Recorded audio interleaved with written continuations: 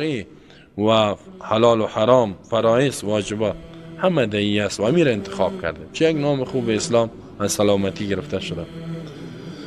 و همین قسم در سوره آل عمران الله می فرماید ان الدین عند الله الاسلام، دین کامل پیش الله که معتبر و مقبول است فقط اسلام.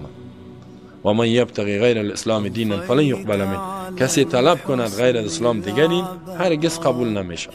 و هو فی الاخره من الخاسرین، این در آخرت از جمله هلاک شوندگان است. و یگام تا چی میگم؟ دین اسلام باشه ولی ما شعار دیگه چیز میتیم. هدف ما اسلامه. شعار میگم زنده با دموکراسی، ما دموکراسی واقعی میخوایم. هدف ما یعنی اسلام. ولی تو را کی اجازه داده که میگم ما؟ الله میگه و رضیت لکم الاسلام، اسلام برات پسند کردیم من حیث دین و قانون. ان الدین عند الله الاسلام، آنچه که مقبول است پیش الله از قانون نظام اسلام است. و من یبتغی غیر الاسلام، کسی که طلب کنه شعار بده غیر از اسلام دیگه دین را قبول نیست، یه هلاک میشی، خاسر میشی، زیانکار میشه. حالا تو را کی اجازه داده که شعار کفر بده هدفت اسلام؟ کی اجازه داده؟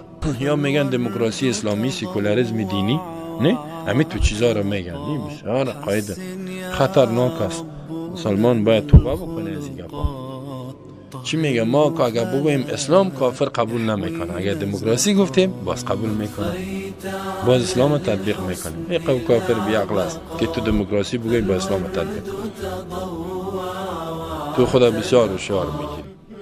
اسلام بگو، مطابق اسلام عمل کو. این کافرها به این چیزا راضی نمیشن.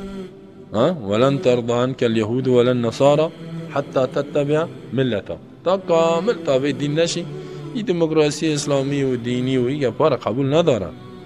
عمل تسعی میکنه که تو چی میکنی، شعارت هم کار نداره، شعار بتی نتی. پس دین تکمیل شدگی است که اضافه و کمی جایز نیست.